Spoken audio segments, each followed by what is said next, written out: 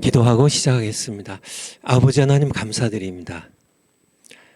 저희들 심히 부족하기도 하고 또 고집도 세고 무식하고 무엇보다 죄 많은 인생들이지만은 하나님께서 저희들 사랑하셔서 우리를 예수 그리스도의 피로 씻으셔서 모든 그러한 죄를 용서하시고 의롭다 하시고 구원하시고 하나님의 자녀로 입양해 주셨고 오늘날까지 은혜 가운데 인도하셨습니다. 감사드립니다. 하나님.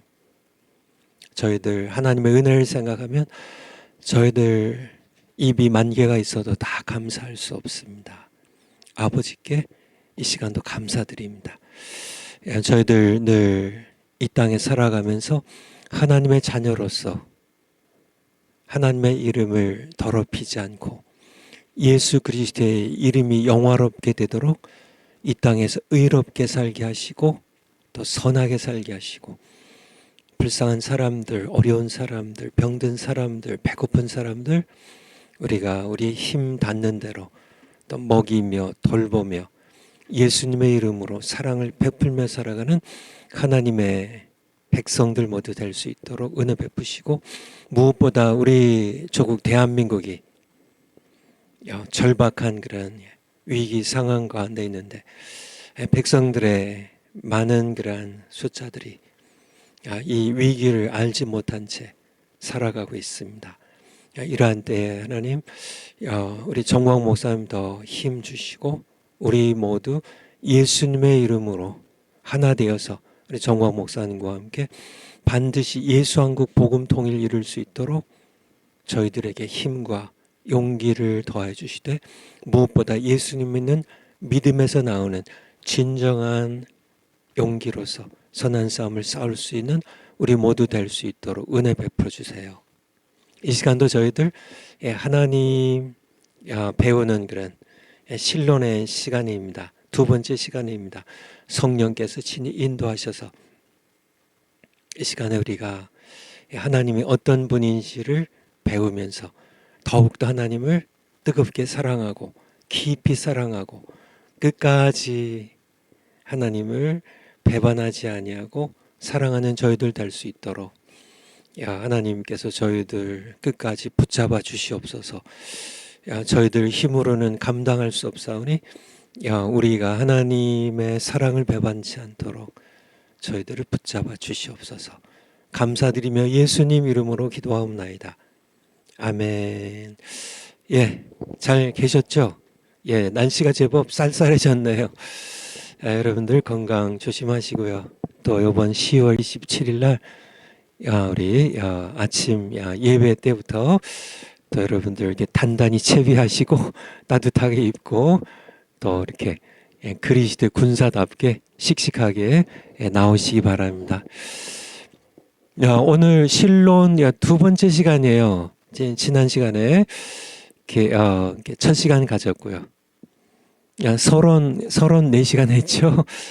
서론 진짜 짧게 끝냈습니다. 종교, 계시, 성경, 특별 계시로서의 성경 이 장을 그러니까 4주에 걸쳐서 잘 끝냈고요. 이제 지난 시간부터 신론 하나님은 어떤 분이신가? 하나님은 어떤 분이신가? 지난 시간에 들어갔는데요. 오늘은 이게 하나님은 어떤 분이신가? 이렇게 네 가지로 정의해요. 하나님이 어떤 분이신지 정의하는 네 가지를 얼른 끝내고 지난 시간에 첫 번째 거, 두 번째 거 했어요.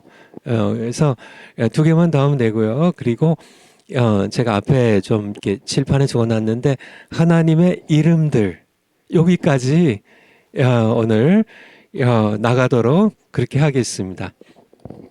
그래서 일단은 하나님은 어떤 분이신가 이거에 대해서 오늘 이제 전반부에 일단 먼저 끝내고 하나님 지난 시간 잠깐 반복하면 하나님이 어떤 분이신지 이게 무한하신 이렇게 측량할 수 없으신 분이기 때문에 유한한 피조물로 인간이 이 뭐 간장 종지만한 이 머리통 가지고 이 우주 이 광대한 우주도 하나님의 크기 비하면은 이거는 뭐 광대한 우주가 간장 종지만한 그러니까 하나님은 비교의 대상이 아닙니다. 우주가 아무리 크고 광대하고 넓고 뭐 이게 무한한 것 같아도 이것을 창조하신 하나님과는 비교의 대상이 되지 않죠. 그런데 이 우주를 바라보면 그냥 위축될 수밖에 없는 조그만 존재인 인간이 뭔 대단하다고 인간이 무슨 뭐 과학이니 철학이니 갖다 대고 하나님을 마음대로 난도질하고 뭐 하나님은 이런 하나님이야 뭐 하나님을 무시하고 하나님의 이름을 더럽히고 하나님의 이름에 대하여 전혀 두려움을 갖지 않는 참 인간들이 얼마나 교만한 존재인지. 그래서 일단은 이 실론 하나님이 어떤 분이신가를 배우면서 우리는 하나님이 어떤 분이신지 우리가 다 알 수는 없지만은 성경을 통하여 특별 계시죠. 종교로도 알 수 없고 일반 계시로도 다 알 수 없는 이 하나님을 무엇으로요? 특별 계시의 핵심인 성경을 통하여 우리는 하나님을 알려주신 만큼 안다는 얘기예요. 그러니까 하나님께서 성경의 특별 계시로 나는 이런 하나님이야 이렇게 말씀하셨어요. 그만큼 우리가 알게 되고요. 우리가 하나님을 알게 되면 알게 되는 만큼 하나님을 경외하게 된다는 정경한 마음으로 두려움을 갖게 된다는 사랑하면서 하나님을 두려워할 줄 알게 된다는 그러한 말씀이 이제 실론을 들어가면서 맨 먼저 드린 말씀입니다. 하나님을 우리가 이 좁은 인간의 두뇌로 알 수는 없지만은 무한한 분이니까. 근데 성경에 하나님께서 나는 이런 하나님이야. 이렇게 나는 영이야. 하나님은 영이시니 예배하는 자가 신령과 진정으로 영과 진리로 예배할지니라. 하나님은 영이시라고 이렇게 성경에 말씀해 주셨기 때문에 우리가 이제 성경을 통하여 특별 계시죠. 서론에서 말씀드린 것처럼 종교로도 하나님을 알 수 없고요. 하나님께 나아갈 수 없고 하나님의 영광에 올라갈 수 없고 맞닿을 수 없고 참 일반 계시로도 다 알 수 없는 자연 계시, 초자연 계시로도 안 되는 특별 계시 중에도 특별히 성경을 통하여 우리가 하나님께서 나는 이런 하나님이야 말씀하셨기 때문에 우리가 하나님을 그렇게 알아가고, 그러니까 신론은 성경에서 시작돼서 성경으로 진행이 되고 성경으로 끝나야 돼요. 그래서 무슨 뭐 어떤 철학자가 어떤 얘기를 했고 뭐 어떤 뭐 이게 유명한 이렇게 신학자가 뭐 이런 얘기를 했고 다 그런 것들 뭐 이렇게 뭐 조금 뭐 보조 자료로 조금 참고는 할 수 있지만은 사실은 특별 계신 성경의 권위와는 비교를 하면 안 돼요. 자꾸 그런 걸 갖다 대면서 성경을 밀쳐내려고 하는 우리 신학교 교수님들, 다시 성경으로 돌아오셔야 돼요.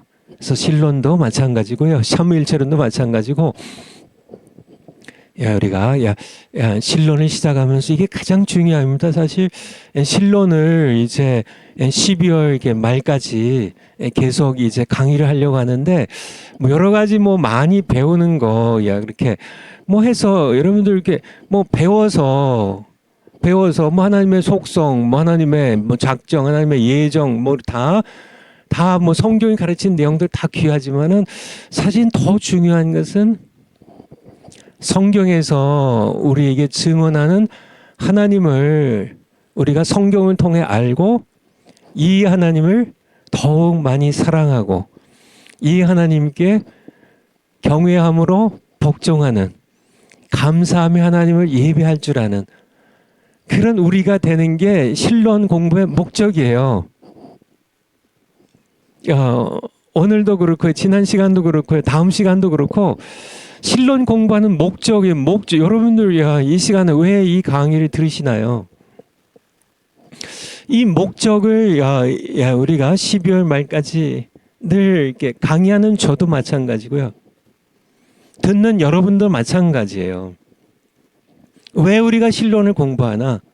신론 공부하는 이유는 우리가 성경에서 우리에게 나는 이런 하나님이라고 말씀하시는 이 하나님을 우리가 성경을 통하여 더 알고, 그래서 알면 알수록 우리는 하나님을 더 사랑하게 되고요.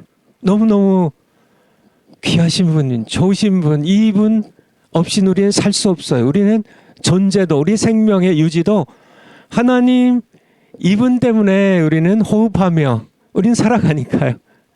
우리가 이 땅에 지음 받은 것도 이분을 통해서 지음을 받았고요. 그러니까 우리는 이 신론을 공부하는 목적은 배운 저도 이제 신학교에서 한국과 미국에서 신학교에서 신론을 공부하고 하나님에 대하여 이렇게 공부했지만은 목적을 잘 모른 채 그냥 지식만 해서, 물론 이 지식이 전혀 쓸데없다는 건 아닌데요. 그런데 왜 이 지식을, 하나님에 대한 지식을 왜 신지식이라고 그러죠? Knowledge of God. 왜 배우나? 하나님을 사랑하기 위해서요. 하나님을 분석하고 쪼개고 하나님을 마음대로 그냥 인간의 두뇌로 마음대로 취급하고 하나님 이렇게 제껴놓고 자기가 왕이 되고 이러려고 인간의 이성이 우상이 되고, 그래가지고 하나님을 자기들 마음대로 그냥 연구하고 분석하고 이렇게 하나님을 쪼개고서 마음대로 이게 지식만 늘려가는 그런 공부가 된다면 신론 공부 오늘로 끝내야 돼요. 더 이상 공부할 필요 없습니다. 왜요? 제가 지식의 저주라는 책 썼죠. 지식의 저주. 지식의 저주라고 이렇게 빨갛고 까만색 표지로 되어 있는 지식의 저주. 이렇게 사과 이렇게 한물 이렇게 깨물어 먹은 사과 이렇게 하나 그림 있는. 신학교에서 신론 가르치는데 지식의 저주에 빠뜨린다니까요. 그렇지 않기 위해서는요, 우리가, 이 시간에 우리가 함께 오기에 많이 지금 들어오셨는데요.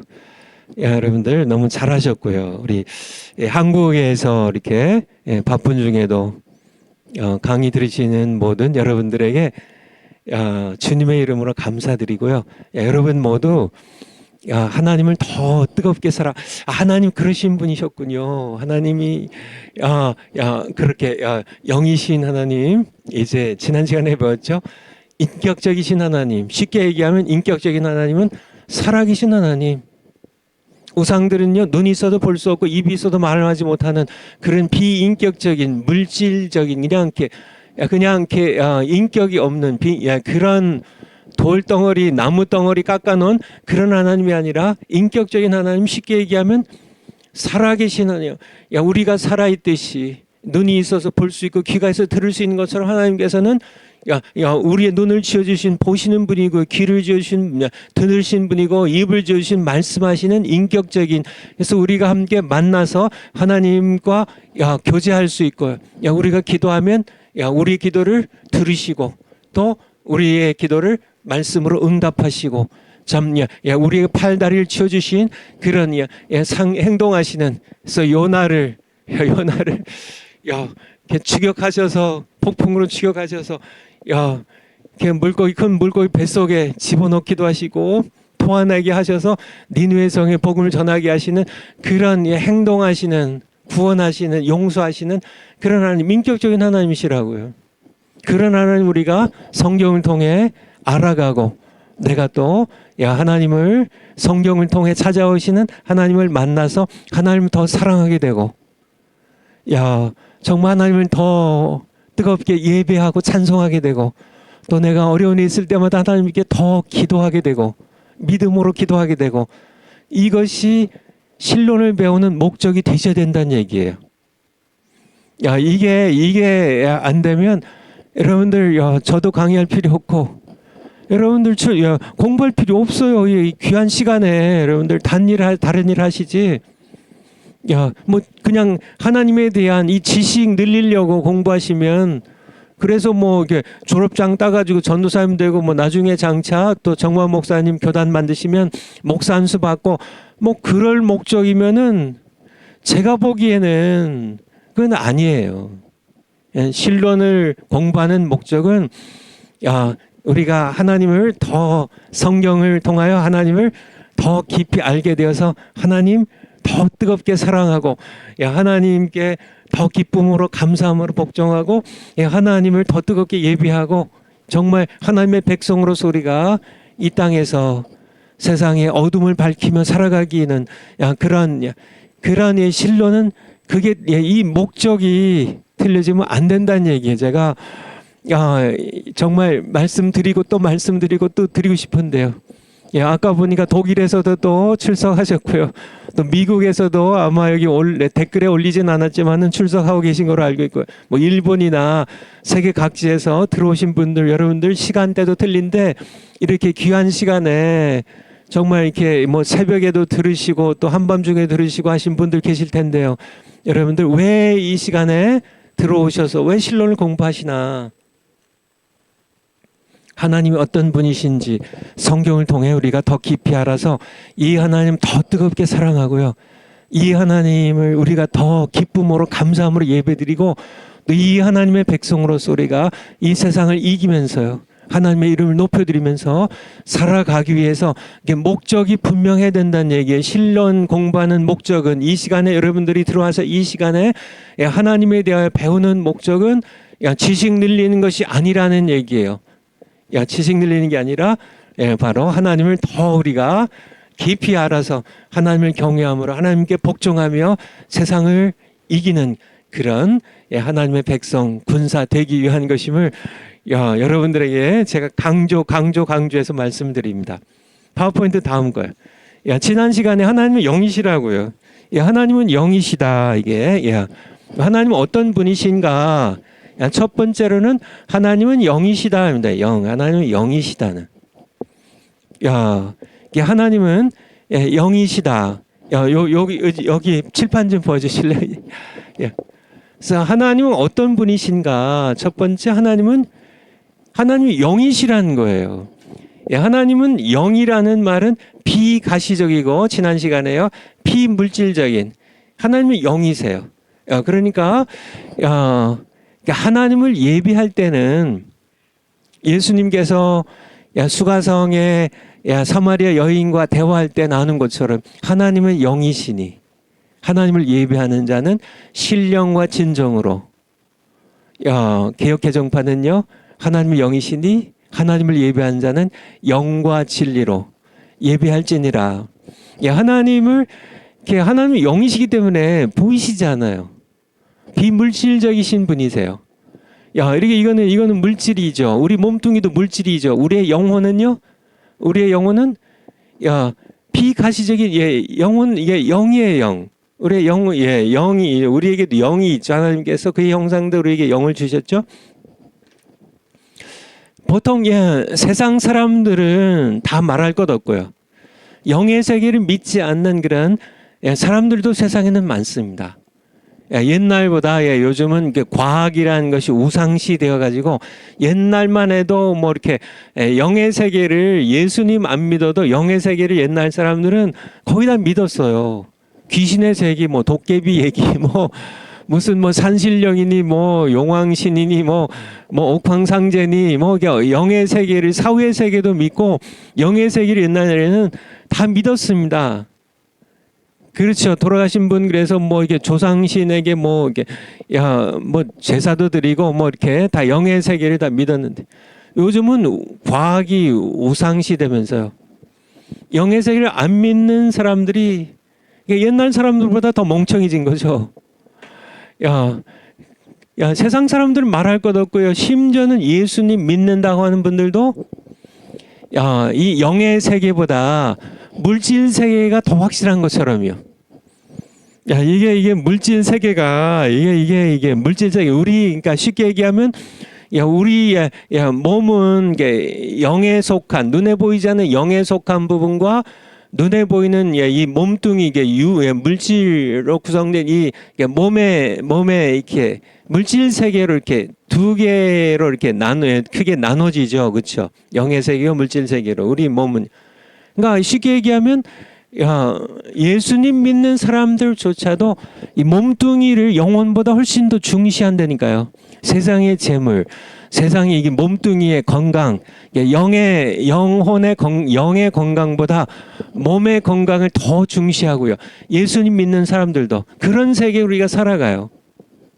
그러니까 예배 방법도 자꾸 물질적인 방법으로, 가시적인 방법으로, 이 천주교는 완전히 뒤바꿔져 버렸죠. 그렇죠. 이렇게 뭐 이렇게 불교나 뭐 힌두교나 뭐 이런 데 종교들처럼 천주교에는 이 가시적인 예배 방법으로, 그래서 무슨 성상들, 뭐 마리아상 만들어 놓고, 뭐 예수님 십자가 못 박히신 상 만들어 놓고, 뭐 여러 베드로상 만들어 놓고, 성화들 그려 놓고, 뭐 이렇게 온갖 것들을 거기에 뭐 촛불 켜 놓고, 뭐 이렇게 가시적인 그런 방법으로 예배를 사제들이 그냥 뭐 이렇게 뭐 굉장하게 이렇게 뭐 이렇게 꾸며진 그런 사제복들이 있고, 교황이 뭐 이렇게 면류관을 쓰고, 뭐 보석들이 막 박혀 있고, 뭐 화려한 뭐 이렇게 무슨 뭐 이렇게 왕의 지팡이 같은 이런 것들을 이렇게 쥐고, 뭐 이렇게 뭐 무슨 뭐 흔드는 뭐 그런 분양 뭐 이렇게 등장 같은 것들을 흔들고, 뭐 온갖 이 가시적인 그거는 그러니까 하나님을 예배하는 방법이 아니란 얘기. 예수님께서는 영과 진리로 드리라고, 하나님은 영이시기 때문에 그러니까 그런 방법 우상 숭배로 전락하는데요. 오늘날 뭐 세상 종교는 말할 것 없고요. 천주교회 그렇게 변했고, 뿐만 아니라 개혁된 교회조차도요. 점점 더 이렇게 교회 예배를 초라한 집에서 드리면 뭐 예배 같지 않고요. 막 뭐 이렇게 꾸며져서 뭐 채색창을 하고 만들어 놓고, 뭐 강단을 거대하게 해놓고, 뭐 강대상도 뭐 이렇게 화려하게 막 이렇게 뭐 조각한 그런 나무 조각한 걸 갖다 놓고, 뭐 이렇게 여러 가지 이런 것들, 뭐 파이프 올간 이렇게 어떤 물질적 가시적인 방법, 그렇게 웅장하게 드려야 예배를 드려야 되는 것처럼. 근데 하나님과는 상관이 없어요. 하나님께서는 물질적인 분이 아니시기 때문에요. 거대하고 웅장하고 뭐 여러 가지 그런 사치품들로 그냥 이렇게 가득 채워가지고, 하나님은 너 이거 참 돈 많이 들였구나, 그래서 이렇게 기쁨으로 예배를 받으신 분이 아니라는 얘기예요. 우상숭배로 전락한다는 얘기예요. 그게 지난 시간에 드린 말씀이, 제가 빨리 하나님의 이름들까지 가야 돼서 저하고 지난 시간에 했으니까요. 그 다음이 이제 하나님은 인격적인 하나님이시라고요. 하나님은 두 번째 그냥 놔두세요. 하나님은 인격적인 하나님이세요. 인격적인 하나님. 지난 시간에 말씀드린 것처럼 인격적이시라는 그런 말은 쉽게 얘기하면은 살아계시다는 거예요. 하나님 살아계세요. 아까도 말씀드린 것처럼 인격적이시라는 얘기는, 그러니까 우리가 하나님을 인격적으로 만날 수 있다는 얘기예요. 그러니까 person to person입니다. 그러니까 in person이라고 영어로요. 그러니까 내가 이렇게 만나서 이렇게 인격적인 교제를 할 수 있다는 얘기입니다. 대화를 할 수 있고, 또 사랑을 나눌 수 있고, 기쁨과 슬픔을 나눌 수 있고, 내 견해를 이렇게 말씀드리고, 또 하나님께서 나에게 말씀하시면 내가 듣고, 이게 인격적인 교제죠. 한국에는 이런 표현이, 사실은 제가 어렸을 때만 해도 하나님을 인격적으로 만났습니까 하는 질문 자체가 없었어요. 우리 동양의 사고권에서는 이제 서구의 이제 기독교가 이제 먼저 우리 사도 바울의 선교 여행이 이제 2차 선교 여행 때 마게도네를 건너가면서 이제 유럽 대륙으로 기독교가 먼저 전파되었기 때문에 이제 서구 문명이 이제 기독교 문명으로 이렇게 진행되어 왔는데요. 그래서 서구 문명에는 기독교 문명이 이제 이렇게 기본이 돼 있었기 때문에 인격적이라는 게 표현들이 많이 사용이 되죠. 근데 동양 문화권은 종교 자체가 이제 죽은 신들이잖아요. 이렇게 돌로 깎아 만들고, 뭐 나무로 깎아 만들어서 뭐 금박을 해 입히고, 그래서 뭐 이렇게 울긋불긋하게 뭐 입술도 칠해 놓고, 뭐 귀도 이렇게 깎아 놓고 했지만은 듣지 못하고 말하지 못하는 그런 신들을 섬기면서 하나님과의 인격적인 교제라는 그런 개념 자체가 없었던 그러니까 동양의 종교 문화권에서 우리가 수천 년을 이렇게 살아왔기 때문에요.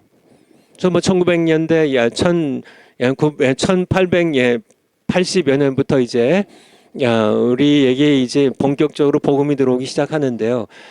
그 뭐 얼마 안 됐죠. 한 100 이제 130년 뭐 이렇게 돼가는 그런 우리 그 이전에는 전부 이렇게 신이라는 개념 자체가 비인격적인 신이었기 때문에요.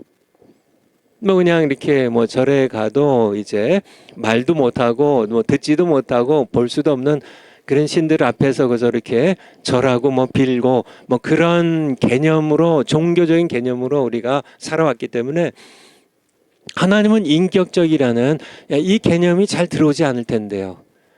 이제 이걸 좀 이렇게 여러분들이 정확하게 아셔야 돼요. 하나님은 어떤 분이신가?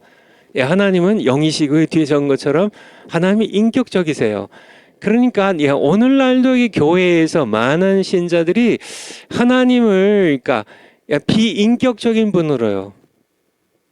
이 절에 가면 이게 부처님 대하듯이 하나님은 그냥 이렇게 침묵하시고 뭐 교회에 와서 우리가 예배드리면은 뭐 그런가 보다 하시고 그런 하나님으로 뭐 기도해도 듣지 못하는 이렇게 응답하지 못한 그런 하나님으로 섬기는 그냥 하나님께서 뭐 이렇게 기도에 응답하시는 거를 전혀 기대하지 않고 뭐 심지어는 우리 대표 기도를 하시는 뭐 장로님들 목사님들도 예배 시간에 이렇게 본인이 기도하면서 하나님께서 본인의 기도를 듣고 계시다는 사실을 망각하는 장로님들이 제 경험에 의하면 태반입니다.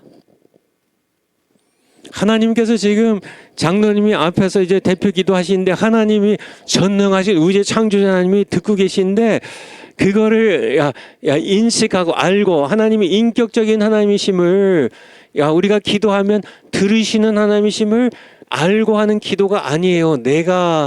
제가 이렇게 보기에는 판단하기에는 그러니까 이렇게 떨림도 없고요. 하나님에 대한 두려움도 없고 떨림도 없고 그냥 이렇게 사람들 성도들이 내 기도를 내가 좀 이렇게 세련되게 해야 되고 좀 이렇게 그렇죠. 성도님들이 장로님 오늘 기도 잘하시던데요. 이렇게 기도 죽쓰면 어때요? 진실하게만 하면 되지. 그러니까 다 이게 대표 기도하는 장로님들의 생각이 전부 사람에게 가 있지 그의 기도를 들으시는 인격적인 하나님께 가 있지 않다는 얘기예요. 제가 이렇게 목회하면서 경험한 내용들입니다. 그러니까 이렇게 하나님이 인격적이시라는 게 성도님들도 마찬가지죠. 하나님이 인격적이시라는 내가 예수님의 이름으로 아버지 앞에 하나님 앞에 나가서 기도하면 그렇죠. 집에서요 엄마 아빠가 어린 딸이 뭐 아들이 아빠 나 배고파요. 뭐 빵 사줘요. 엄마 지금 내가 배고파요. 밥 해줘요. 하면 엄마 아빠가 듣잖아요. 그렇게 엄마 아빠가 자식들의 배고프다고 하는 얘기를 듣는 것처럼 하나님께서는 우리의 기도를 들으시는 분이라는 얘기입니다. 그게 하나님의 인격적이신 분이시라는 얘기. 그러니까 하나님은 어떤 분이신가? 하나님은 인격적이시라는 분이에요. 그러니까 이걸 근데 망각하는 분들이 너무나 많아요. 하나님은 어떤 분이신가? 우리 실론 두 번째 시간 우리 공부하고 있는데요.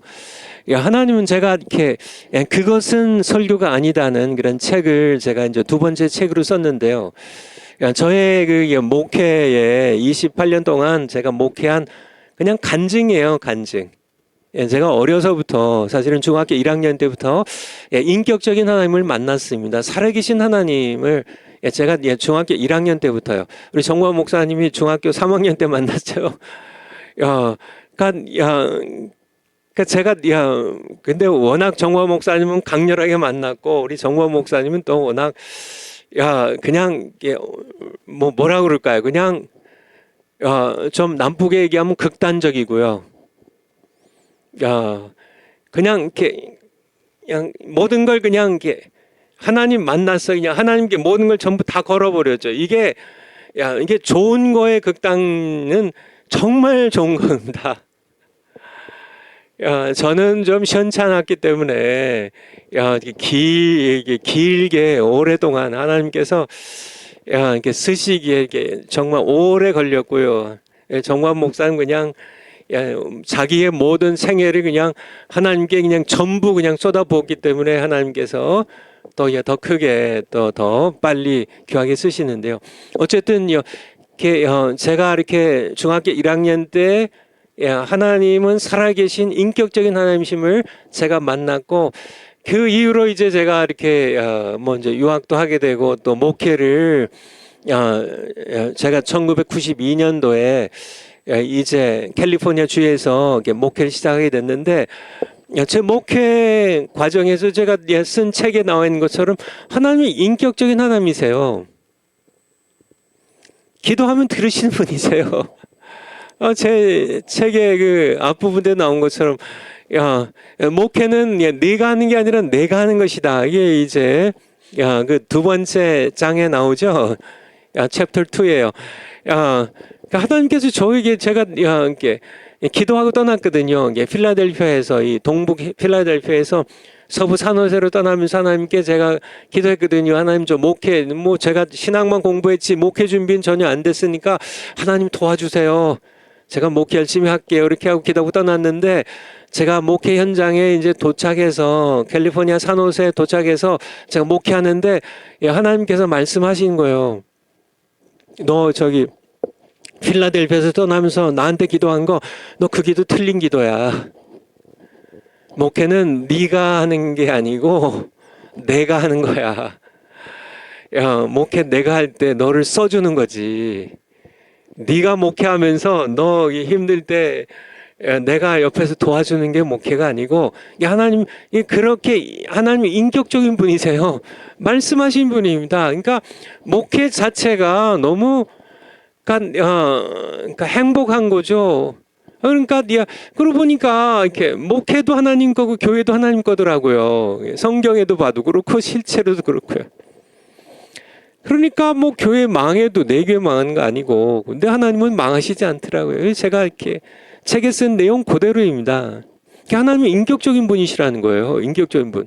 근데 오늘날 하나님이 인격적인 분이신데 살아계신 분인데 말씀하시고 들으시고 행동하시고 기도 응답하시고 내 병을 고치시고 대한민국을 살리시고 정말 인류의 모든 역사를 친히 통치하시고 새 예루살렘을 향하여 이끌어 가시는 이 살아계신 하나님, 인격적인 하나님, 말씀하신 하나님, 정말 지정의를 가지고 계신 하나님, 내 독립된 지정의를 전부 반납하고 하나님의 지정에 따라가면 이게 신앙생활이라고요. 신앙생활은 복정이라고 제가 배운 거죠. 배운 거.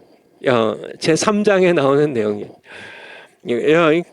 신앙생활은 복정입니다. 그냥 하나님께서 독립된 지정의를 선악과를 반납하는 거죠. 함께 하고 나는 그냥 이렇게 머리 없는 목사처럼 하나님께서 말씀하시면 따라가는 목회가 얼마나 골치 아픈지 아세요?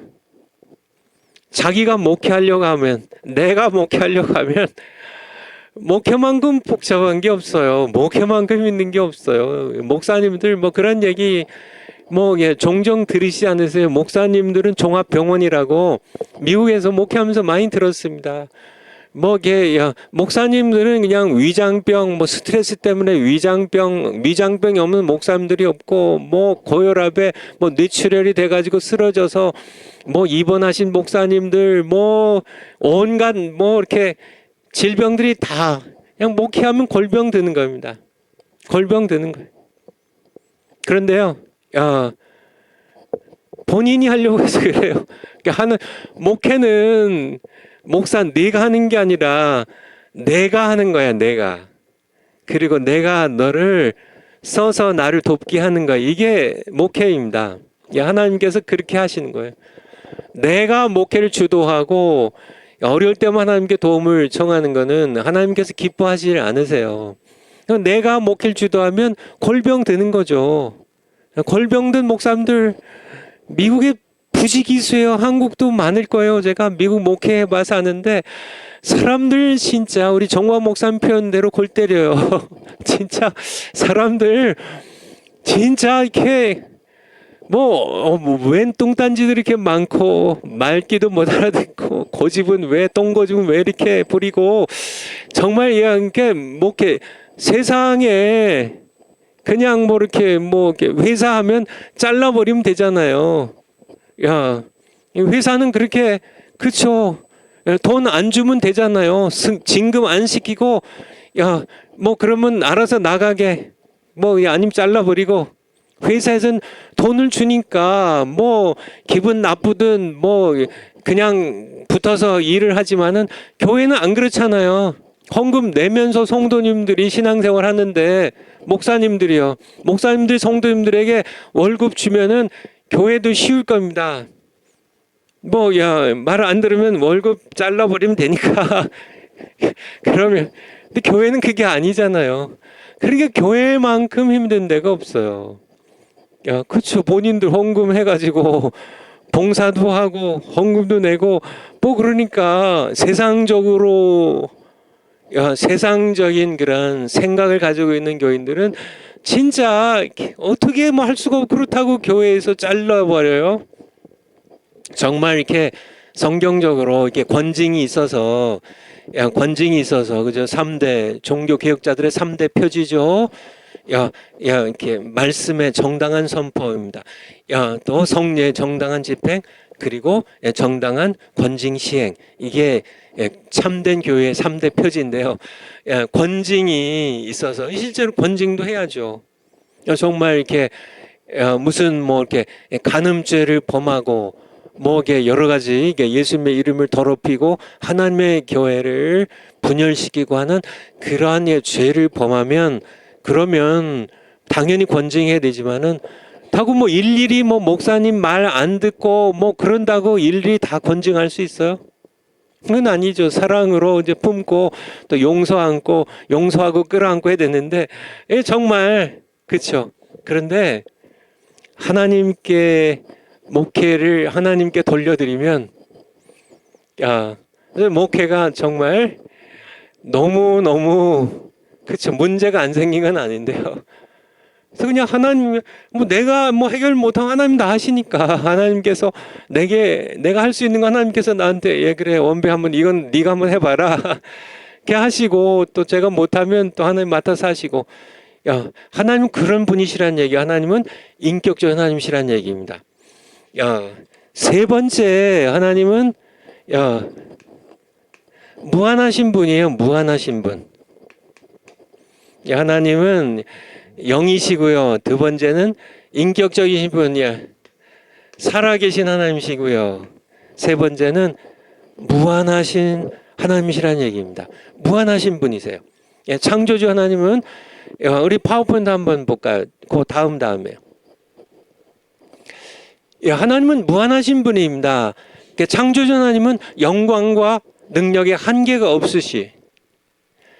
그런 면에서 그러니까 유한한 피조물인 모든 피조물로부터 홀로 구별된 분이에요. 거룩의 뜻이 구별되다는 뜻이죠. 오직 창조주 하나님 한 분만 홀로요. 그러니까 모든 그런 세상에 모든 것들, 모든 동식물, 우주의 모든 별들, 세상의 모든 그런 종교의 모든 신들 전부 다 피조된 것들이거든요. 피조된 것들. 그런데 전부 다 거기에 홀로 뛰어나신 구별되신 한 분이세요. 무한하신 분입니다. 시간과 공간도 피조물이에요. 창세기 1장 1절에 보면 태초에 하나님이 천지를 창조하시니라. 태초에 히브리어로요. 베레쉿이죠. 베레쉿. 영어로 in the beginning. 한국말로 태초에. 이거는 시간입니다. 태초에. 그래서 창세기 1장 1절에 그러니까 태초가 하나님 시간도 태초부터 시간이 시작됐어요. 이 창세기 1장 1절 이전에는 시간이 있었을까요? 없었을까요? 시간이 없었어요. 그때부터 태초 시간의 개념이 시간이 그때부터 존재하기 시작하는 겁니다. In the beginning입니다. 태초에, 베레시트. 태초에 이게 시간이 존재하기 시작하는 그 시점이에요. 그 이전엔 시간이 없어요. 시간도 피조물이라는 얘기예요. 하나님은 시간을 창조하신 분입니다. 이게 과학하신 분들이 좀 이렇게 더 실감이 나실 텐데요. 여러분들 이게 시간, 그러니까 하나님은 시간의 제약을 받는 분이 아니세요. 그래서 하나님께는요, 하루가 1000년 같고 1000년이 하루 같은 시간을 하나님 만드신 분이에요. 시간 때문에 하나님께서 뭐 이렇게 시간이 이렇게 흐르고 그래서 하나님도 이제 점차 세월이 흐르면서 늙어가시고 그런 게 없다는 얘기예요. 하나님께는 시간의 제약이 없어요. 공간도 마찬가지입니다. 태초에 하나님이 천지를 하늘과 지를 땅을 창조하시니라. 공간입니다. 공간도 하나님께서 지으신 거예요. 그러니까 창세기 1장 1절 이전에는 공간도 없는 거예요. 우리가 아는 이 모든 공간들은 창세기 1장 1절에서 하나님이 그 시간을 창조하시고 그래서 이제 저녁이 되고 아침이 되면 이는 첫째 날이라 이렇게 말씀하시는데요. 그때부터 이제 날이 시작이 되고요. 계절이 시작이 되고 연이 시작이 되고 낮과 밤이 이제 교차하면서 이제 하루가 시작이 되고 시간이 그때부터 시작이 됐고요. 그리고요. 공간도요. 한 천지를 창조하시니라.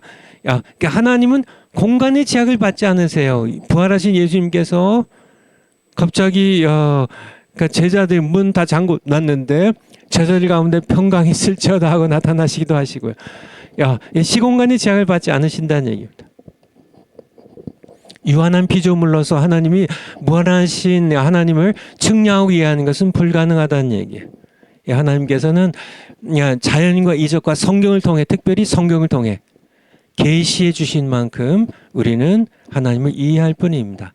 그러나 오늘날 현대인들은 교만에 빠져서 인간의 지적 능력으로는 능히 측량할 수 없는 하나님을 함부로 논하며 온갖 죄를 짓고 있다는 겁니다. 그러니까 무한하신 하나님인데요. 제가 뭐 아까 얘기한 것처럼 간장 종지라고 이렇게 그릇 가운데 가장 조그만 그릇이 간장 종지죠. 간장이 짜니까 이제 조그만. 근데 인간의 머리는 간장 종지만도 못하죠. 하나님 앞에. 그런 옹졸하고 정말 편협하고 그냥 이 작고 작은 이 두뇌 하나 가지고 인간이 얼마나 교만한지 정말 이렇게 하늘을 찌를 듯이 교만해져 가지고 인간이 정말 하나님을 함부로 이게 무한하신 하나님 측량할 수 없는 하나님을 함부로 논하는 이렇게 신학교 이렇게 좀 자유주의 신학교 뭐 요즘 뭐 이렇게 뭐 이미 벌써 이렇게 뭐 감신이나 뭐 이런데 말할 것도 없고 뭐 한신 말할 것도 없고 다른 신학교들 이미 뭐 이렇게 이게 장신까지도 사실은 총신도 지금 제가 가보질 않아서 잘 모르겠지만은 정말 이렇게 하나님을 너무 함부로 신론을 함부로 가르치는 인간이 얼마나 대단하길래요. 자신들이 뭐 한국에서 박사학위를 하고 뭐 영국 뭐 네덜란드 뭐 독일 뭐 미국 가서 박사학위를 하면 했지 교수를 30년 50년 100년을 하면 했지 피조물이잖아요. 인간의 그 간장 종지만도 못한 그런 작은 두뇌 가지고 정말 이렇게 우주도 감히 비교의 대상이 되지 않는 이 광대하신 이 무한하신 하나님을 함부로 논하고 함부로 죄를 짓는 그런 신학교 교수님들 목사님들 세상 사람들을 말할 것도 없고요. 세상 사람들 하나님을 전혀 모르니까 정말 하나님을 안다고 하는 사람들조차도 하나님을 함부로 논하는 그러한 죄를 지으면은 안 된다는 얘기입니다. 우리 한번 유다서 한번 오래간만에 성경 한번 찾아볼까요? 유다서 신약성경 1장 3절 4절 한번 보죠. 유다서 1장 3절. 사랑하는 자들아. 여기 유다는 가룟 유다가 아니고요. 당연하죠. 가룟 유다는 목매 죽었으니까. 예수님의 육신의 동생이 야고보도 있는데 유다도 있어요. 이제 유다도 예수님의 요셉과 마리아 사이에 태어난 예수님의 육신의 동생이에요. 물론 이제 예수님은 성령으로 잉태되어서 마리아를 통해 나오셨고, 이제 유다는 요셉과 마리아를 통해 난 그런 예수님의 이제 동생이죠. 육신의 동생이죠. 사랑하는 자들아, 내가 우리의 일반으로 얻은 구원을 들어 너에게 편지하려던 듯이 간절하던 자에 성도에게 단번에 주신 믿음의 도를 위하여 힘써 싸우라는 편지로 너희를 권하여야 할 필요를 느꼈노니. 유다가 이제 믿음의 도에 대해서, 구원을 얻는 믿음의 도에 대해서 힘써 싸우라고, 그냥 싸우는 게 아니라 힘써서 싸우라고 하는 이유가 뭐냐면은 그 필요를 느꼈는데, 그 이유는요 4절에 나오죠. 그 이유는 이는 가만히 들어온 몇 사람이 있음이라. 가만히 들어온, 이게 교회 안에 지금 가만히 들어온, 슬그머니 들어온 그런 게 신학자들이 있고요. 이게 정말 이 사람들은 무신론자보다 더 못한 사람들입니다. 차라리 무신론자로 그냥 이렇게 솔직하게 얘기하면 신학교 교수 안 되죠. 무신론자인데. 근데 실제는 무신론자인데요. 신학교 교수가 가만히 들어와 가지고 성경을 이렇게 문서설이니 거등 비평이니 성경에 하나님을 자신들이 하나님을 갖고 놀아요. 자신들이 감히요. 하나님을 마음대로 가르치고, 하나님을 무슨 자신들의 무슨 연구의 대상으로 하나님을 갖고 노는 그런 가만히 들어온 신학 교수들을, 정말 가만히 들어온 목사들, 가만히 들어온 그런 잘못된 신자들 몇 사람이 있음이라.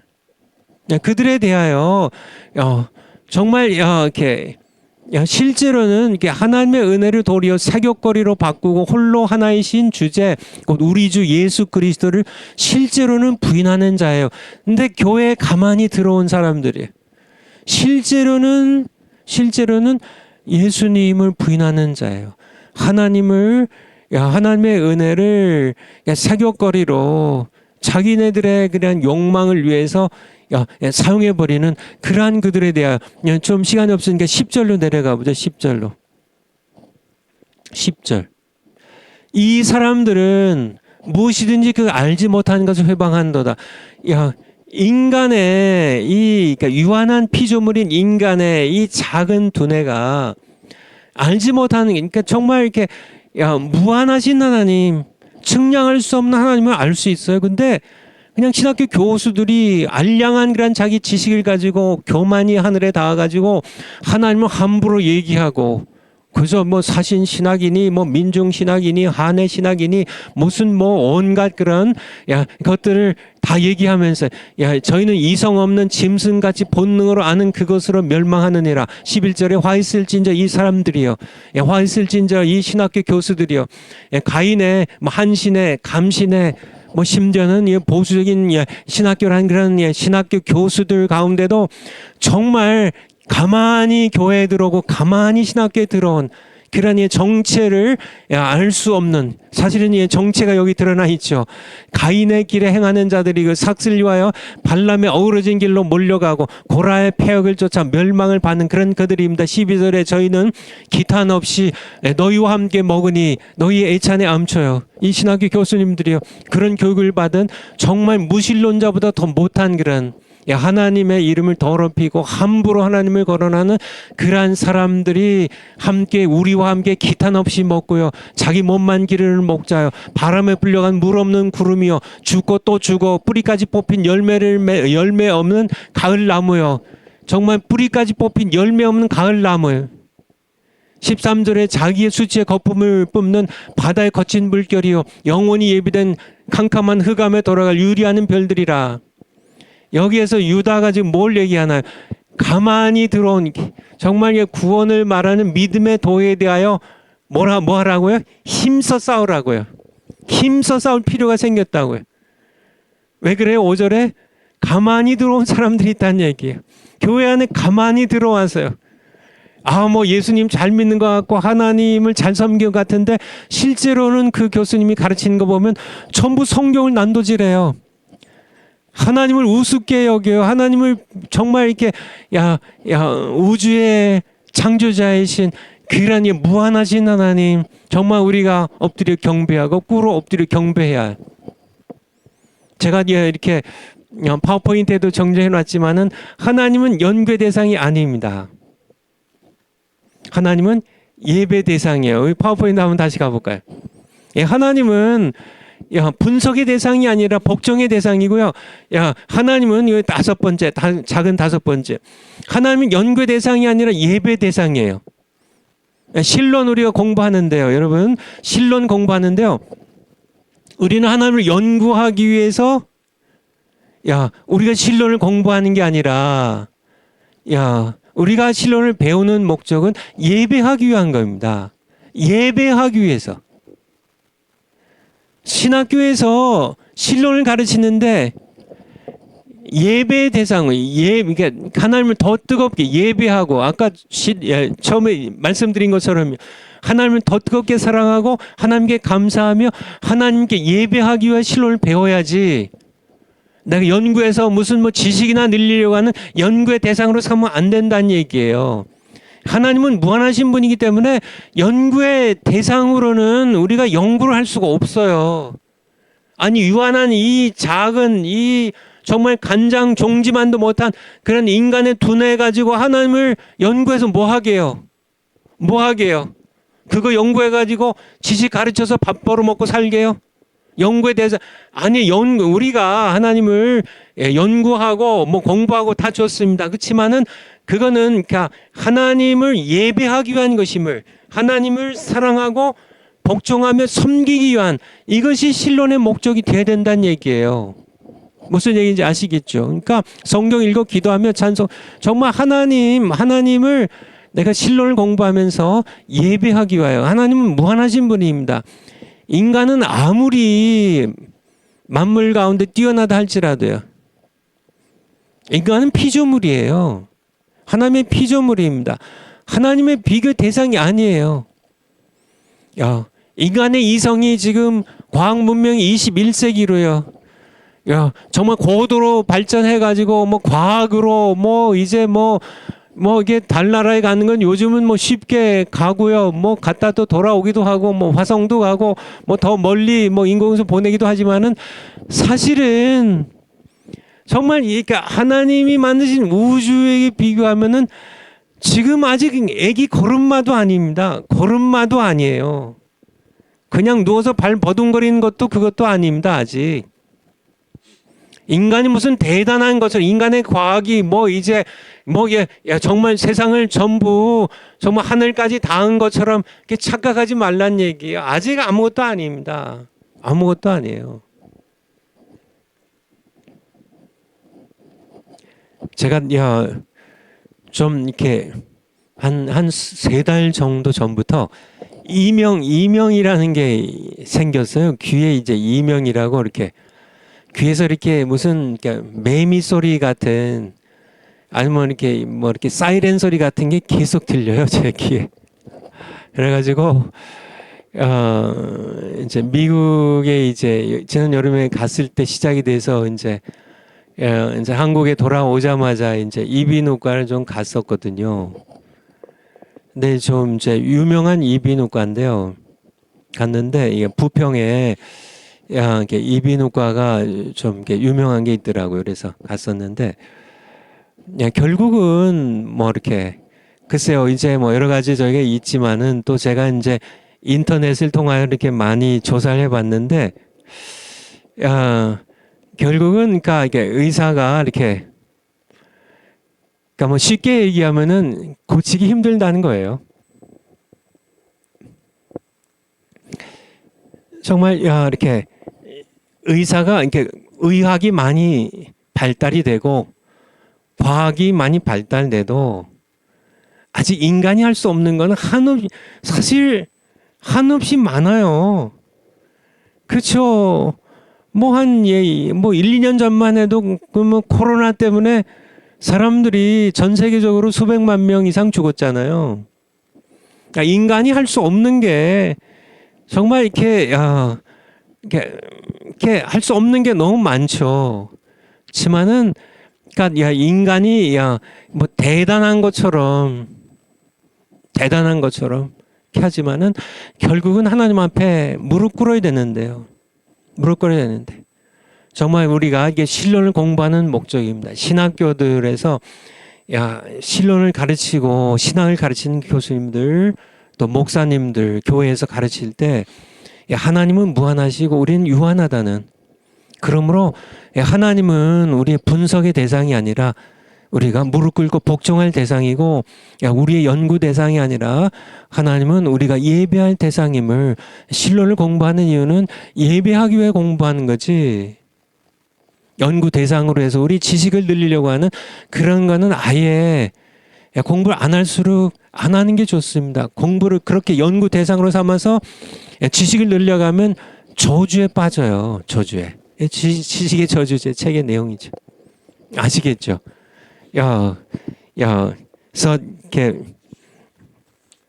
네 번째가 하나님은 이제 물론 더 많이 있지만은 중요한 것만 제가 이렇게 고른 건데요.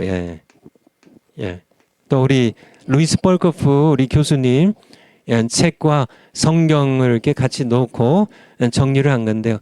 하나님은 완전하신 분이십니다. 하나님은 완전하세요. 변함이 없어요, 영원히.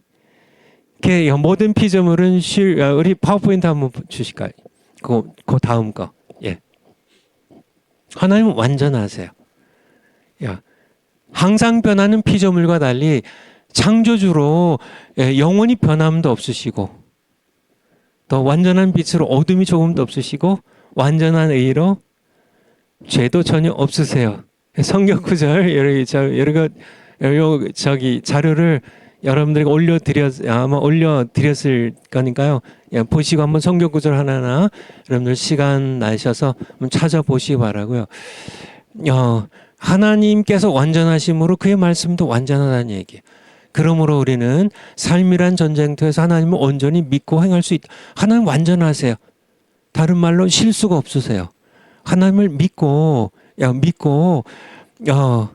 그래서 보통 제가 알고 있기로는 의사들의 평균 이 오진율이 글쎄 제 기억으로는 60%인가, 그러니까 맞추는 율이 60%인가 좀 오진율이 60%인가 둘 중에 하나예요. 어쨌든 의사들이 많이 틀린다고 그래요. 의사들이. 그래서 의사들이 이제 이렇게 병원에 가면 여러분들도 아시겠지만은 가장 먼저 뭐 적어내게 해요? 가족력입니다. 이 가족의 뭐 아버지, 어머니, 형제 가운데 뭐 암을 앓은 사람이 있냐, 뭐 당뇨 앓은 사람이 있냐, 뭐 고혈압 앓은 사람이 있냐, 뭐 심장병 있는 사람, 이제 유전 정보를 얻기 위해서 가족력을 먼저 물어보고 두 번째는 증상을 물어봅니다. 뭐 어떻게 배가 아프냐, 뭐 머리가 두통이 있냐, 뭐 이런 여러 가지 이제 증상을 물어보고, 왜냐하면 의사들도 잘 모르니까요. 일단은 이제 가족력, 이제 그 유전인자를 이제 살펴보고, 그 다음에 이제 증상을 보고, 그 다음에 이제 뭐 이렇게 뭐 엑스레이도 찍고, 뭐 이제 뭐 검사를 이제 하죠. 뭐 피 검사도 하고, 이제 뭐 MRI도 찍고, 뭐 이런 거를 이제 세 가지를 이제 다 이렇게 놓고 이렇게 쭉 찾아보는 거죠. 그러니까 두통의 이유만 제가 이렇게 알기에는 수백 가지라고 그래요. 예를 들어 두통이 올 수 있는 여러 가지 이유가 200가지 이상이래요. 그 의사들도 뭐 200가지 가운데 하나를 찍어내야 되니까 뭐 오진율이 올라갈 수밖에 없죠. 그쵸? 뭐 이게 뭐 이렇게 호르몬 부작용으로 오는 건지, 뭐 아니면 뭐 이렇게 뭐 심지어는 이렇게 뭐 목 디스크나 이런 것 때문에 두통이 온다 그러는가요? 뭐 이제 여러 가지 온갖 것들이 오니까 의사들도 그러니까 실수가 실수투성이죠. 많죠. 근데 하나님은 실수가 없으신 분이란 얘기예요. 예, 무슨 말씀드리는지 아시겠죠? 하나님은 실수가 없으세요. 하나님 실수가 없어. 그러므로 하나님께 소망을 둔 백성은 복이 있다는 얘기입니다. 성경 한 군데만 찾아보죠. 시편 구약성경 시편 146편 5절. 시편 146편 5절. 거기 그냥 그대로 나와요. 예. 야곱의 하나님으로 자기 도움을 삼으며 여호와 자기 하나님에게 그 소망을 두는 자는 복이 있도다. 왜요? 하나님은 완전하세요. 복이 있도다. 하나님께 소망을 두면 하나님께 여러분들 돈에 소망 두고 사세요? 아, 내가 돈이 있으니까 내가 재산이 좀 아파트가 내가 두 채가 있고 뭐 아니면 자식이 내 자식이 지금 뭐 판검사인데 내가 의사인데 뭐 이렇게 자식의 소망을 두고 사세요? 뭐에 여러분의 재능과 능력의 소망을 두고 사세요? 뭐에 소망을 두고 사세요? 하나님께 소망을 두고 사시란 얘기예요. 그러면 복이 있어요. 왜요? 하나님은 완전하세요. 실수가 없으세요. 실수가 없으세요. 나를 구원하시고 나의 필요를 공급하시고 나를 치료하시고 나를 그분의 계신 천국까지 인도하시기에 실수가 가끔 하실까요? 실수가 없으세요. 전혀 없으신 하나님이십니다. 하나님은 완전하세요. 이렇게 하나님에 대한 하나님 어떤 분이신가? 첫째요, 하나님은 영이시다. 그러므로 영으로 예배해야 된다. 하나님 영이시다. 하나님은 인격적이시다. 살아계시다. 그렇죠? 기도하면 들으시고 만나세요. 하나님은 무한하신 분이세요. 연구의 대상이 아니라 예배 대상이라는 얘기입니다. 하나님은 완전하세요. 내가 하나님께 소망을 두면 실수가 없으신 하나님. 하나님 어떤 분이세요? 하나님은 영이시다. 하나님은 영이시다. 두 번째, 하나님은 어떤 하나님이세요? 살아계신 하나님, 인격적인 하나님이시라고요. 하나님은 인격적인 살아계신, 내가 기도하면 들으신 하나님. 하나님은 무한하신 하나님. 그렇죠. 연구의 대상이 아니라 예배의 대상이신 하나님은 완전하신 분입니다. 실수가 없으세요. 이제 오늘 여기 들어가서 오늘 여기 끝내야 되는데요. 이제 하나님의 이름들, 하나님의 이름들. 구약 성경에서 먼저 구약에서 하나님의 이름으로 가장 많이 등장하는 것 뭘까요, 여러분들? 구약 성경 39권 가운데 구약에서 하나님의 이름으로 가장 많이 등장하는 이름.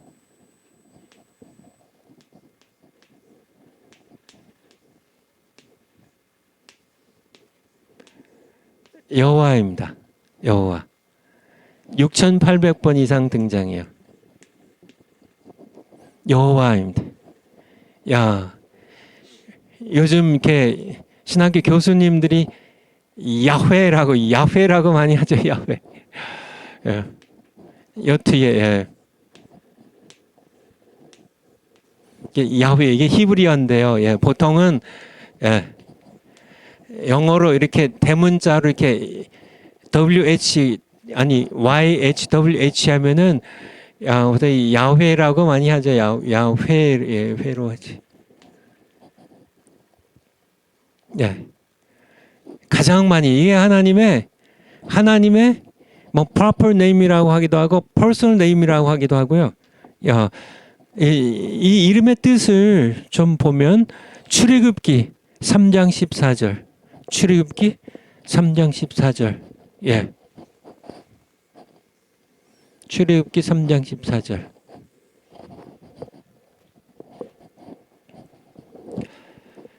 하나님이 모세에게 이르시되 사실 13절부터 볼까? 이게 이제 모세 이제 너 이렇게 애굽에 가서 바로에게 가서 내 백성을 이제 이끌고 나와서 시내산 여기에서 나를 예비하라.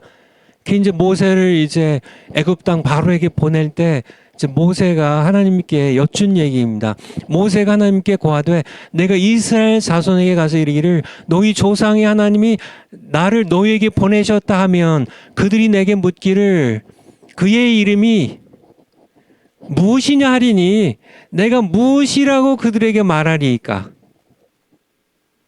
무슨 얘기인지 아시겠죠? 이게 이제 애굽에서 노예 생활하는 이스라엘 백성에게 이제 모세가 가서 하나님 나 보내셔서 내가 왔다. 너희를 구원하기 왔다. 그러면 백성들이 묻기를 하나님의 이름이 무엇이냐 물으면 내가 무엇이라고 그들에게 말하니까 14절에 하나님이 모세에게 이르시되 나는 스스로 있는 자니라.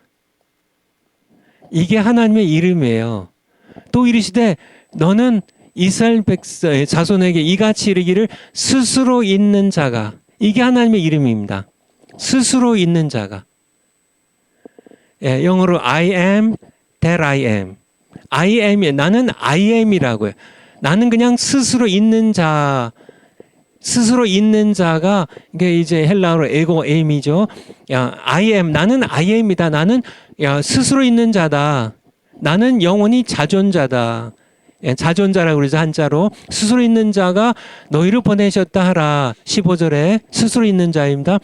하나님이 또 모세에게 이르시되 너는 이스라엘 자손에게 이같이 이르기를 나를 너희에게 보낸 이는 너희 조상의 하나님 곧 아브라함의 하나님 이삭의 하나님 야곱의 하나님 뭐요? 여호와라.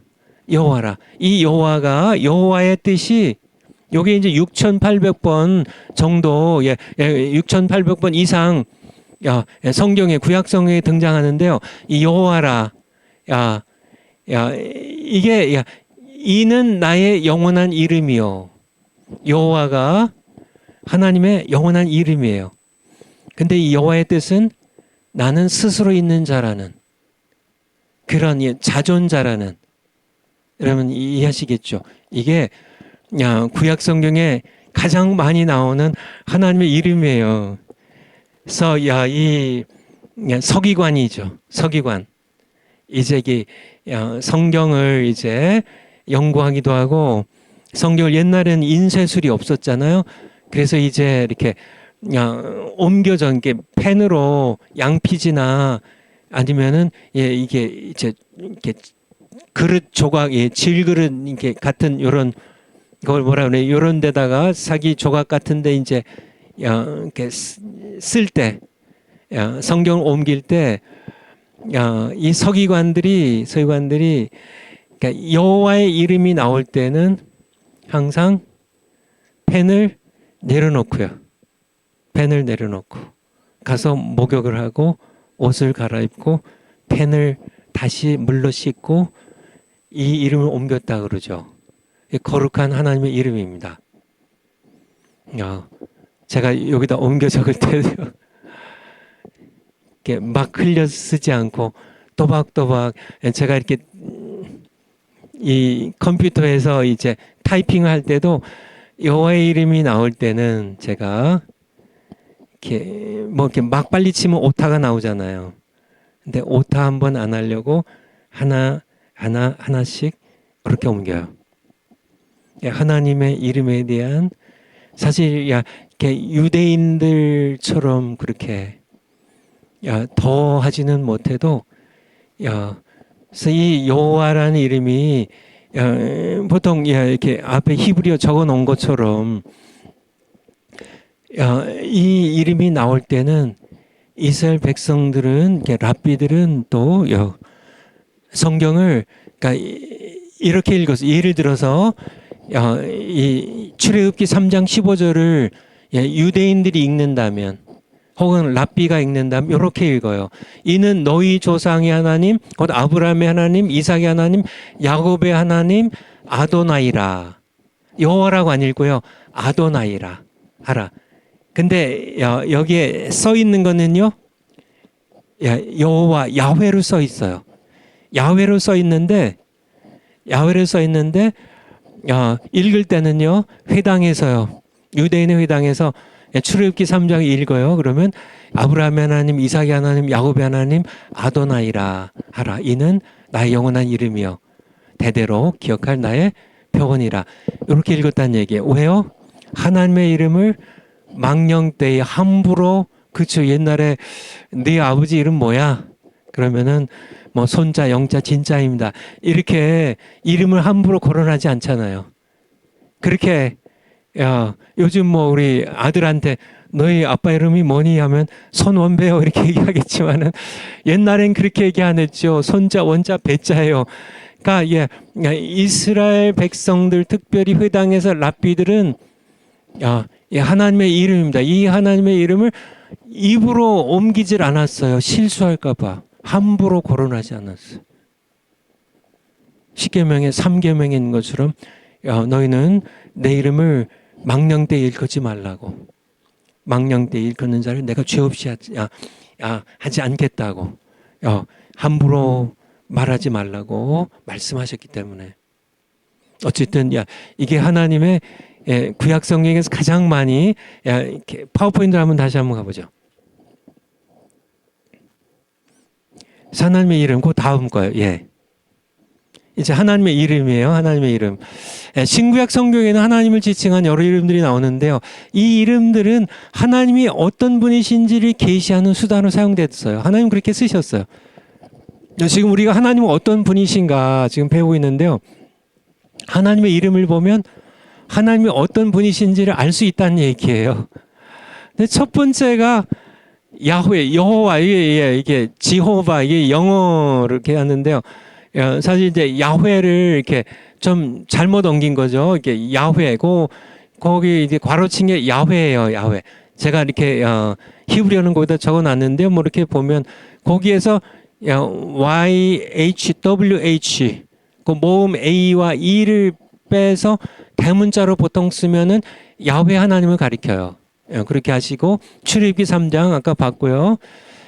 뜻은 자존하신 하나님입니다. 하나님의 개인적인 이름이에요. 그러니까 하나님의 개인적인 이름은 그러니까 이렇게 뭐 저는 뭐 이렇게 목사이기도 하고 뭐 아빠이기도 하고 그냥 아버지이기도 하고 한데 제 이름이 손원배인 것처럼 하나님의 개인 이름은 여호와예요. 여러분 아시겠죠? 하나님 말씀하시잖아요. 나는 스스로 있는 자다. 나는 아브라함의 너희 조상들의 하나님 곧 아브라함의 하나님, 이삭의 하나님, 야곱의 하나님 여호와라. 이는 내 영원한 이름이라고. 여호와는 나의 영원한 이름이라고. 그렇게 말씀하신. 그리고 이 여호와와 붙어서 이렇게 여러 이름들이 하나님의 여러 이름들이 생겼는데요. 여호와 이레입니다. 그 여호와 이레. 창세기 22장 14절에 보면 이제 100세에 사라가 90세고요. 아브라함이 100세에 하나님께서 아들을 주셨습니다. 이스마엘 말고요. 이제 언약의 아들이 태어나죠. 이삭을 주셨죠. 근데 이 이삭이 이제 제법 자랐는데요. 이제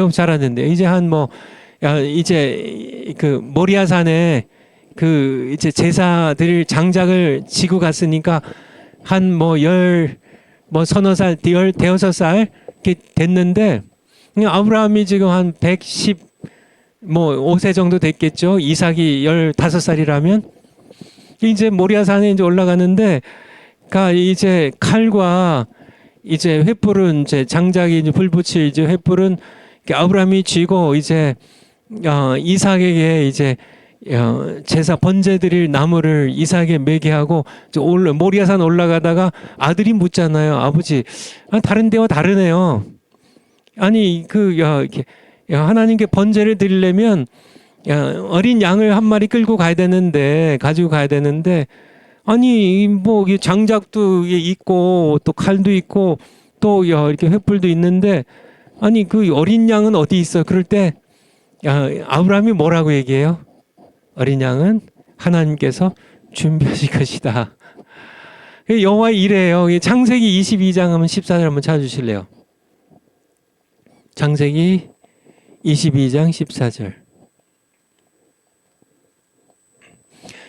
근데 정말 이렇게 근데 하나님 이렇게 그래서 이제 이삭을 죽이려고 했죠. 묶어놓고 그때 이제 하나님께서 아브라함아, 야, 야, 됐다. 야, 이삭을 죽이지 말아라. 내가 이제 알았다. 내 독자 이삭보다 야, 야, 야, 그러니까 나를 더 경외하는 줄을 내가 이제 알았다. 이렇게 말씀하시면서 뭘 준비하셨어? 예, 보니까 사냥 한 마리가 뿔이 이제 이렇게 부시에 걸려가지고 이제 있는 걸 보고 이제 이제 산양을 잡아서 번제로 드리죠. 그리고 아브라함이 그 땅 이름을 여호와 이레라 하였으므로 여호와 이레입니다.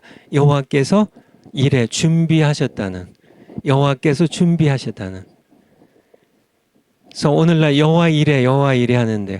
하나님이 준비하세요. 여러분들 하나님께서 여러분이 지금까지 살아오는데 준비하셨기 때문에 살아오셨고 저도 호르몬이 밑에서 정말 이렇게 살아왔는데 하나님은 여호와 이레셔요.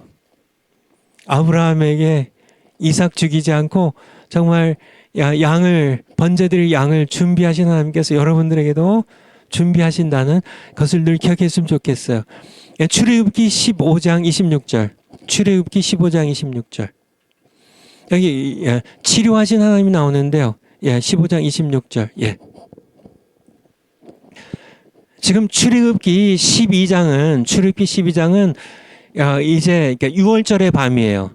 이때 10번째 재앙으로 바로의 집부터 여종의 집에 이르기까지 짐승의 초태생까지 하나님께서 이 여호와의 밤, 심판의 밤입니다. 6월절에 이 6월절에 하나님께서는 애굽을 치셨어요. 애굽의 신들을 치셨습니다. 그래서 12장이 6월절, 첫 6월절이고요. 13장이 출애굽입니다. 13장에 이제 드디어 이제 장정만 60만 명이 되는 사람들이 이제 애굽을 나오게 되죠. 그리고요 14장이 홍해를 건너요. 그리고 15장에 가면 15장인데요. 이제 홍해를 건너서 수르 광야를 거쳐서 이제 마라라는 곳에 이르는데요. 마라라는 뜻이 쓰다는 거거든요. 마라의 쓴물, 샘이 있는데 쓴물이에요. 백성들이 이제 이제 터덜터덜 걸으면서요. 한 장정 60만이니까 한 200만 명의 이스라엘 백성들이 걸어오니까 이렇게 물이 없잖아요. 하루 종일 3일을 걷고 하루 종일 걷는데 물이 없잖아요. 근데 마라에 이르렀을 때 백성들이 불평을 하죠. 그냥 해서 이제 샘이 있어가지고 막 가서 퍼 마시려고 그러는데 물이 써요. 물이 마실 수가 없어요. 아무리 목이 말라도. 그때 하나님께서 가지를 던지게 하시고 단물로 바꿔주시고 하신 말씀인데요. 가라사대 너희 하나님 나 여호와의 말을 청종하고 나 보기에 의를 행하며 내 계명에 귀를 기울이며 내 모든 규례를 지키면, 쉽게 말해서 청종하면, 다른 말로 복종하면, 내가 애굽 사람에게 내린 모든 질병에 하나도 너에게 내리지 아니하리니 나는 너희를 치료하는 여호와. 여호와 라파입니다. 여호와 라파. 이게 히브리어로 여호와 라파예요. 나는 너희를 치료하는 여호와입니다. 여호와의 이렇게 두 단어를 합쳐가지고 하나님의 이름을 또 하나 만드는 게 여호와 라파입니다. 치료하시는. 너희 밭이 쓴물이 가지 하나 던진다고 단물이 돼요? 나는 쓴물을 단물로 바꾸는, 나는 무슨 질병이든지 치료하는 여호와야. 너희는 내게 복종하는 백성만 되기만 하면 나는 너희를 여기에 이제 치료하는 게 하나님의 이름 가운데 하나님 치료한 분이, 하나님 어떤 분이신가? 여호와신데요. 자존자입니다. 영원히 스스로 계신 분이세요. 영원히 스스로 계신. 근데 치료하시는 여호와시라고요. 치료하신 여호와. 출애굽기 17장 15절 가면 17장 15절. 여호와 니시, 여러분들 좋아하시죠? 여호와 니시. 모세가 단을 쌓고 그 이름을 여호와 니시라. 여호와는 나의 깃발이라는 뜻이죠. 여호와는 나의 깃발이라는 뜻입니다. 그러니까 이거는 어떤 적이냐면, 이제 출애굽했어요. 해서 이제 마라에서 또 엘림에 갔더니 이제 70그루의 종려나무가 있고 샘물이 12개 있었고요. 이제 거기서 이제 17장에 가면은 르비딤에 이르는데요. 르비딤 평지에서 출애굽 후에 첫 전쟁을 이스라엘 백성들이 치르죠. 누구와요? 아말렉 족속과. 아주 호전적인 약탈을 일삼는 이 아말렉 족속이 사실은 뒤에서 이스라엘 백성들의 약한 무리들을 이게 노약자들이 있는 그 뒤에서부터 쳐들어오게 되죠. 이 아말렉과. 그래서 모세가 여호수아를 보내 가지고 이제 전쟁을 치릅니다. 첫 전쟁이죠.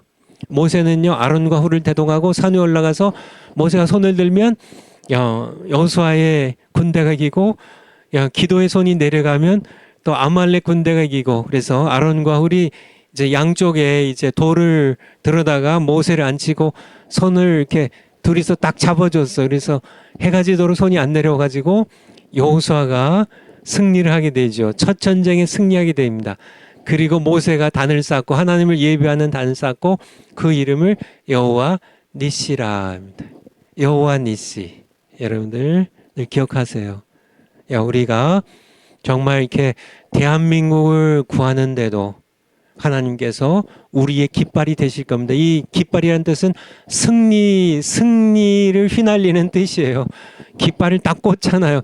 그러면은 승리입니다. 이게 승리의 깃발을 꽂게 하시는 여호와 하나님 어떤 분이신가? 우리가 기도의 손을 높이 들면 승리의 깃발을 꽂게 하시는 여호와 니시 하나님이심을 늘 기억하시기 바라고요. 사사기 6장 24절. 6장 24절. 사사기. 여기 보면 기드온이 이제 사사 시대로 넘어왔어요. 6장부터 이제 기드온이 이제 등장하는데 므낫세 지파죠. 기드온이 여호와를 위하여 거기서 단을 쌓고 이름을 여호와 샬롬입니다. 여러분 이건 아시죠? 여호와 샬롬. 평강의 하나님입니다. 여호와는 평강이시다. 혹은 평강의 하나님. 평강의 여호와입니다. 하나님은 평강을 주신 분이세요. 우리가 하나님을 모시고 살 때 우리는 평강을 누리게 됩니다. 평강의 하나님. 그리고요 마지막으로 만군의 여호와. 이게 만군의 여호와라는 표현이 많이 나오죠. 만군의 여호와. 시편 24편 10절. 시편 24편 10절.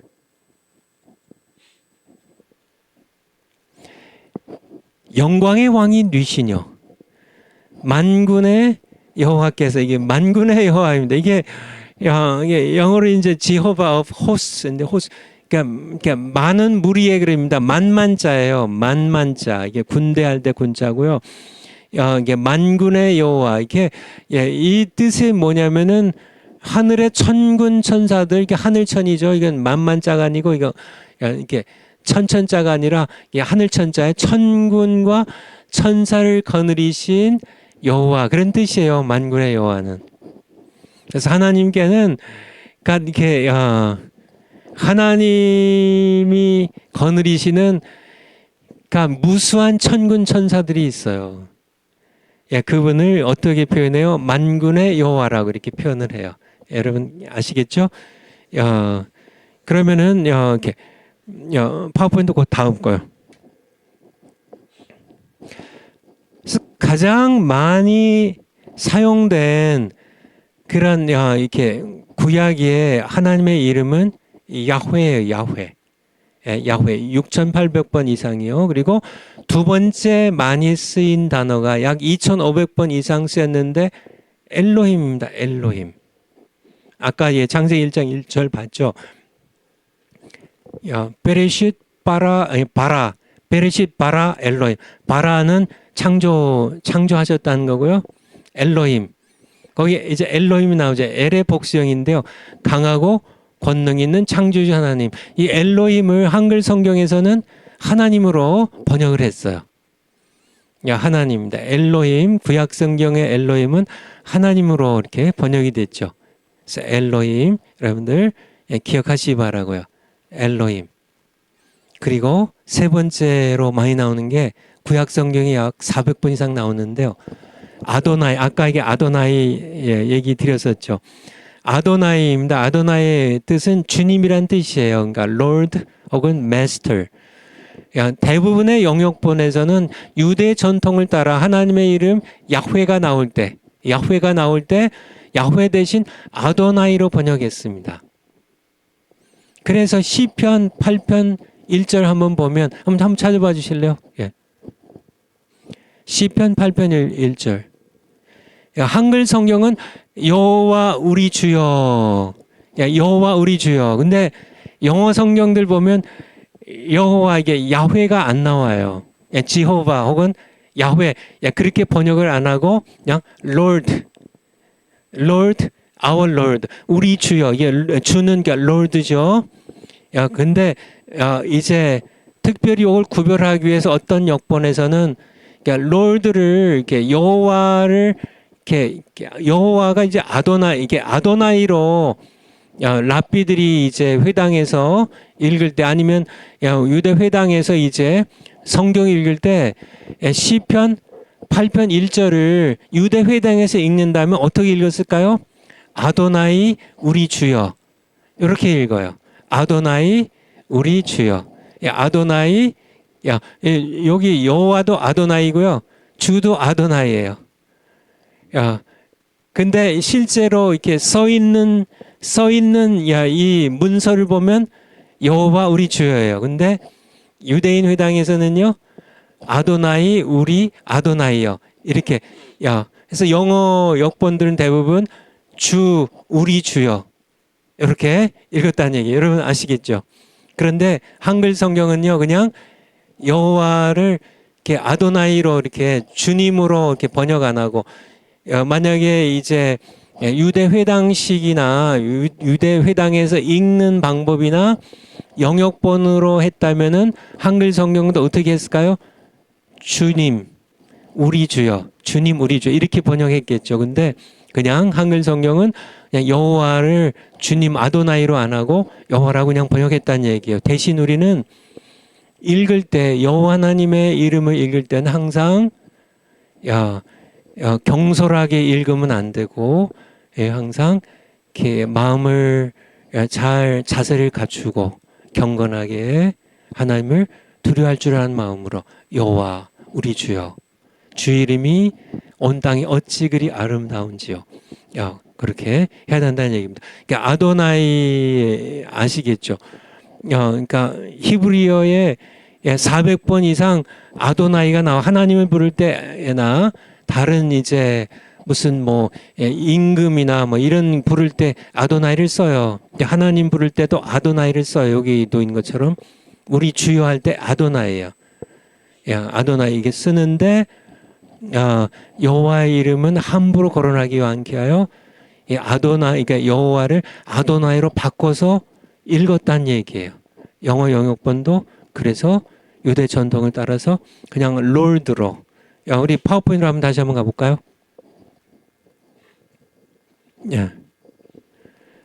그래서 시편 8편 1절에 보면 Lord 이게 이제 여기 여호와예요. 여호와. 근데 영어 그러니까 영어 번역본들은 이렇게 번역을 거의 다 했어요. 제가 찾아봤거든요.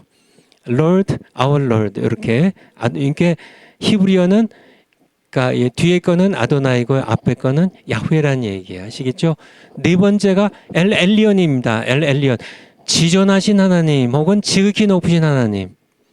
그렇게 이게 번역이 돼 있는데요. 구약 성경에 28번 나오는데 시편에서만 19번이 사용돼요. 19번이 사용돼. 그러니까 하나님의 이름 그러니까 하나님의 이름을 보면 하나님이 어떤 분이신지를 알게 된다는 얘기. 지극히 높으신 하나님이에요. 지극히 높으신 하나님. 우리 성경 어디를 볼까요? 창세기 14장 볼까요? 창세기 14장 18절. 창세기 14장 18절. 살렘 왕, 살렘 평화의 왕 멜기세덱이 떡과 포도주를 가지고 나왔으니 그는 이제 아브라함이 전쟁에 승리하고 왔을 때 이제 맞이하며 영접하면서 야, 이 멜기세덱이 나왔으니 그는 멜기세덱은 지극히 높으신 하나님, 이게 지극히 높으신 하나님이 엘리언이에요. 아시겠죠? 이게 28번 나온다고요. 이게 성경에. 지극히 높으신 하나님 엘리언. 엘리가 하나님이고요. 엘리언. 지극히 높으신 하나님. 18번 나옵니다. 시간이 그냥 안 되겠네요. 파워포인트 다시 한번요. 마지막으로 이제 엘샤다이요. 엘샤다이. 다른 이름들도 나오는데 성경에 가장 많이 나오고 그리고 또 가장 중요한 이름들 구약 성경에 5가지만 뽑았어요. 그렇게 아시고요. 엘샤다이입니다. 엘샤다이. Almighty, God Almighty 혹은 Almighty God이라는 전능하신 하나님은 엘샤다이예요. 구약 성경에 7번 나오는데요. 그냥 이렇게 엘을 빼고 샤다이 전능자로만 구약 성경에 48번 등장해요. 여러분 이게 기억하시고요. 엘샤다이 들어보셨죠? 엘샤다이 하나님. 창세기 17장 1절. 창세기 17장 1절. 창세기 17장 1절. 예. 아브라함이 99세 때 여호와께서 아브라함에 나타내서 그에게 이르시되 나는 전능한 하나님이라. 전능한 하나님, 나는 전능한, 요게 엘샤다이예요. 엘샤다이. 전능한 하나님입니다. 하나님 어떤 분이신가? 전능한 하나님이시란 얘기예요. 여러분이 어떤 곤경에 있든지, 여러분이 어떤 실패에 빠졌든지, 여러분이 어떤 질병에 있든지 하나님은 전능하신 하나님이세요.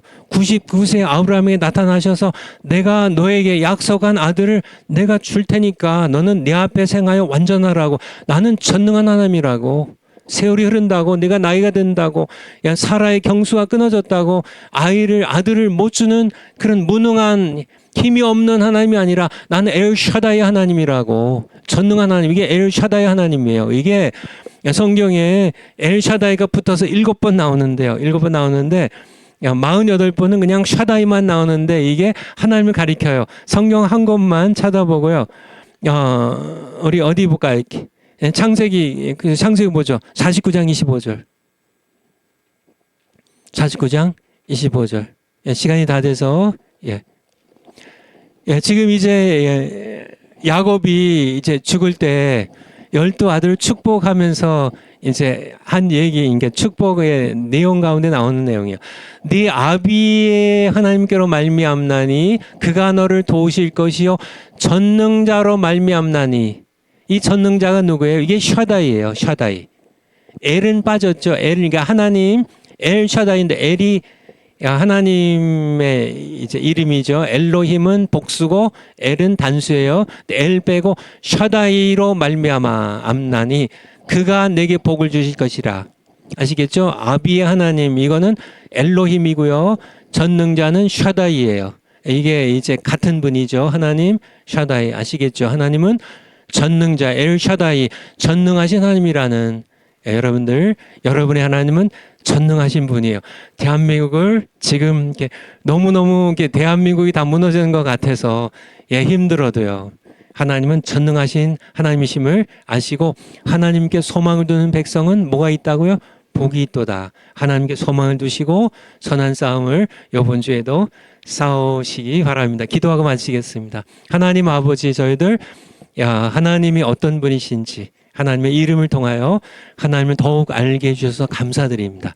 치료하신 여호와 라파의 하나님, 대한민국을 치료해 주시고 여호와 니시 하나님, 우리 승리의 깃발이 되어 주시옵소서. 전능하신 엘샤다이 하나님, 대한민국을 살려주시고 반드시 예수한국 복음 통일 이루어 주시옵소서. 감사드리며 예수님 이름으로 기도하옵나이다. 아멘. 다음 시간에 뵙겠습니다. 감사합니다.